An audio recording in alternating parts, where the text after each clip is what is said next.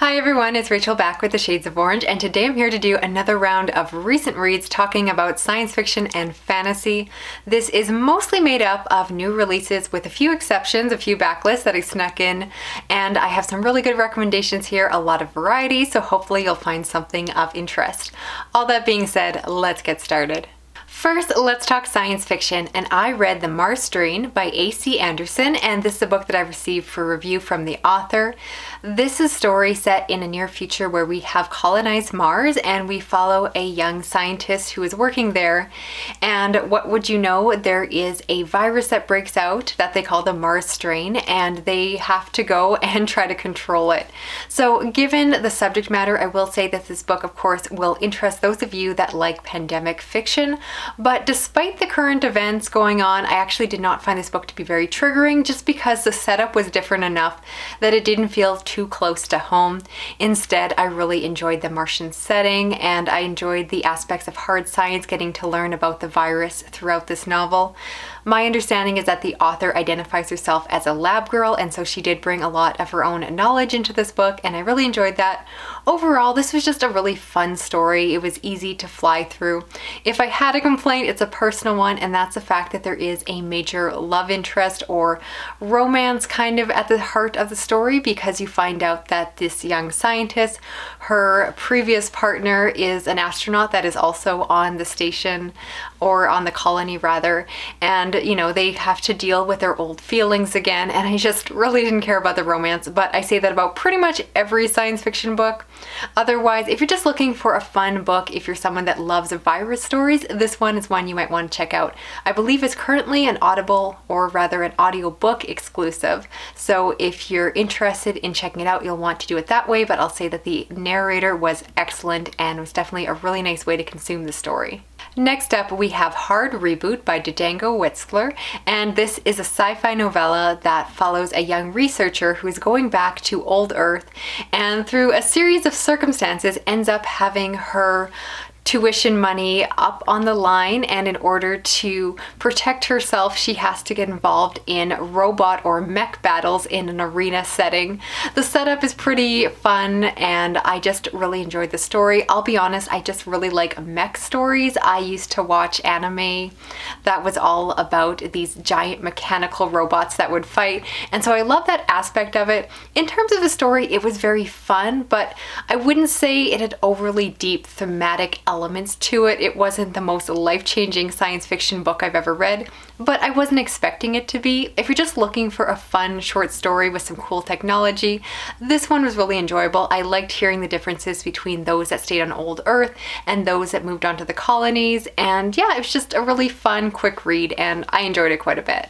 Next, I want to talk about The Fallen by Ada Hoffmann, which is the follow-up to a book called The Outside that I previously read.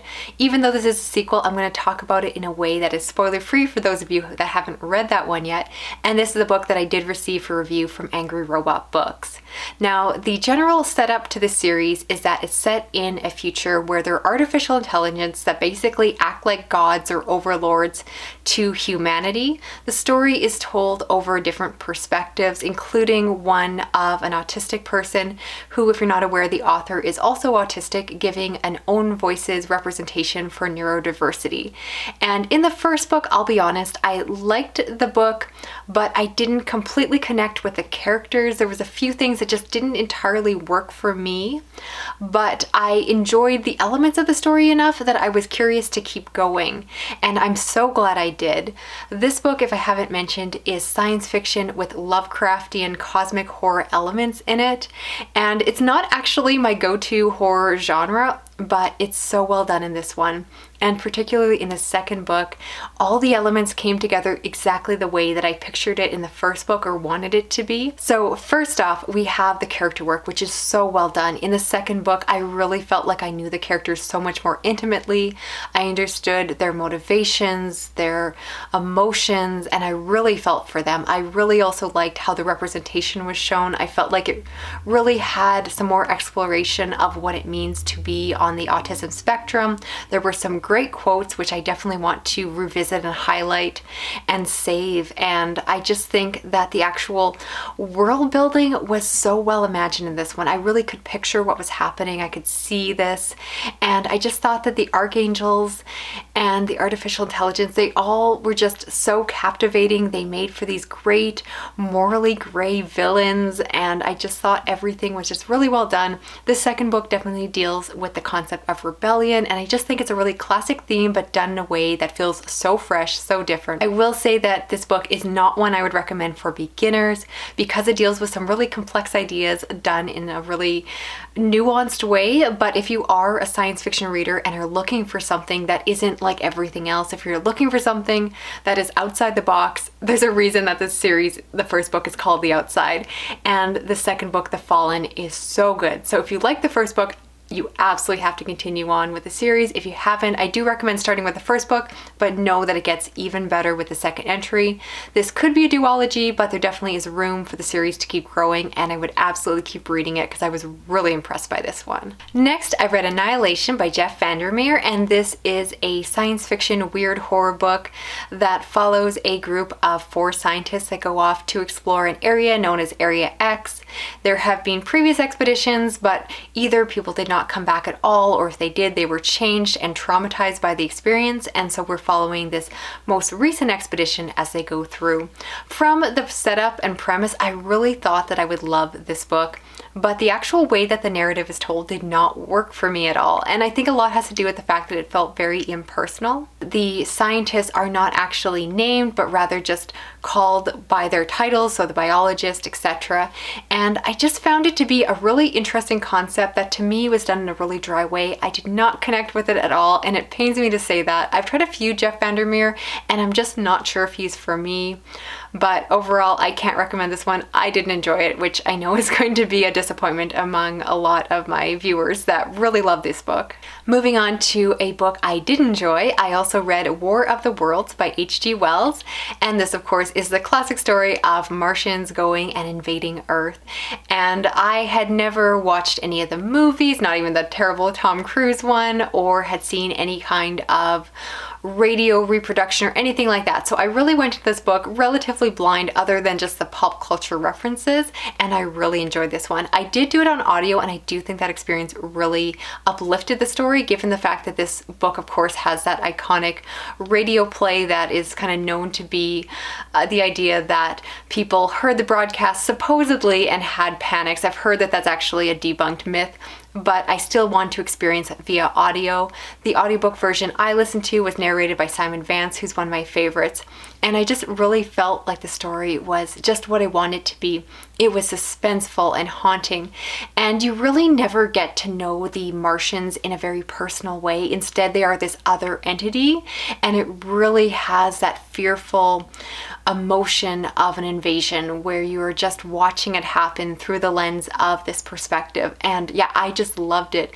It was short and sweet, and I definitely am going to reread it. I thought it was so well done. I don't always get along with classics, but this one totally worked for me, which is a big win because I'm always trying to find more classics to add to my list of favorites, and yeah, this one was fantastic. Now, switching over to fantasy, I want to talk about The Jasmine Throne by Tasha Suri. This is a book that I received for review from Orbit Books. This is a piece of epic fantasy that is inspired by East India and is set in a world where we have 2 main perspectives, one being that of a princess whose brother has condemned her to die, and then we also get the perspective of Priya, a young handmaiden, and as you would expect, the 2 perspectives begin to get pulled together into a larger story. There are also other perspectives along the way, but honestly, I was most attached to these 2 young women, and I should mention that there's also a sapphic romance at the center of the story, and it definitely plays a large role. Overall, I did enjoy this one. My favorite aspect was definitely those East Indian inspired cultural elements. I loved hearing about the clothing, the saris, the elephants, the food they were eating, all of those elements as well as a lot of discussions around myths and gods of the different religions.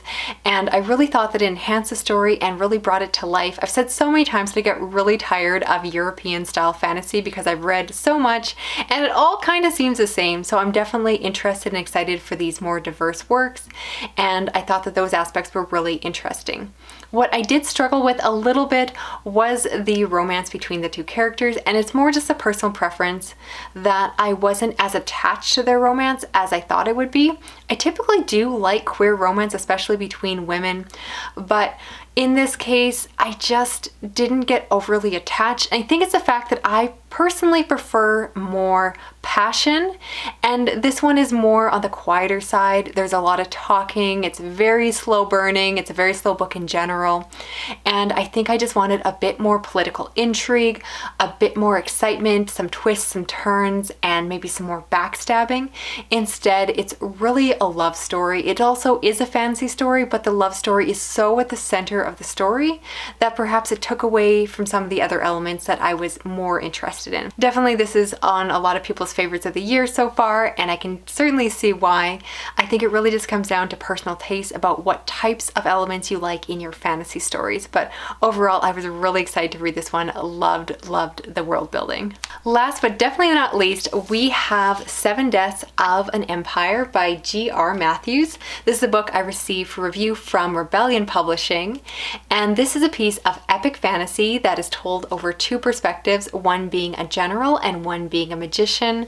At the very beginning of the story, we find out that the emperor has died, and so this book essentially is following these 2 perspectives as they are trying to help the empire transition into the succession to the next leader who will take over for him. And so we have the general who is at the capital trying to coordinate things. There is lots of political maneuvering between the different groups, and you also have the magician who is out in the field trying to return home a very important object in order to make sure that that succession succeeds properly. This story just has everything I love so much in epic fantasy. So it has a lot of political intrigue, and I really like that maneuvering because it has the kind of political intrigue that is similar to something like Game of Thrones, where there's twists and turns and you don't know who to trust, and there are people vying for the empire and they want to get control, and you get to see the different groups. There is the religious group who is at odds with the magicians, and you get to see the tension there. The magic system is also really interesting. It is explained fairly well. You get a character who is explaining how the magic works to another user, and I thought it was well done. There was some really good tension. The middle section, I'll be honest, did possibly require a bit of a push through because it did go through a little bit of a mid-book slog, but trust me, it is so worth it. The ending just was fantastic. The build up to the climax was totally worth it. I was so satisfied by this one. At the time this book is released, I believe, as a standalone. I definitely think there's room for it to turn into a series. I would be happy either which way. But yeah, this book just sucked me in. I was turning the pages. It's quite lengthy, but I flew through it so fast because I just need to know what was happening next. It felt like a thriller. And again, there isn't a lot of action on the page. There isn't a lot of battles, but I'm okay with that. That's not the kind of fantasy I'm typically drawn to. Instead, I like the subtle maneuvering, the little side conversations that happen in back rooms, and just not knowing who to trust, what is happening. And yeah, this book definitely gave me some Game of Thrones Song of Ice and Fire feels, but in a much more small contained story. So if that sounds good to you, highly recommend. Definitely a favorite of the year, and I'm just so excited for more people to check this out. So that is it. We've made it to the end of the video here. I'd love to hear your opinions down below of the books I talked about. Which ones are you most excited for? I definitely hope you check out at least a few of them. And if you're new to my channel, consider subscribing. I do read a lot of science fiction and fantasy, as well as horror and thrillers. And you can help me out by giving this video a thumbs up, sharing it around online, and if you hit that little notification button, you'll never miss a video from me. Thanks so much for watching. Talk to you again soon. Okay, bye-bye.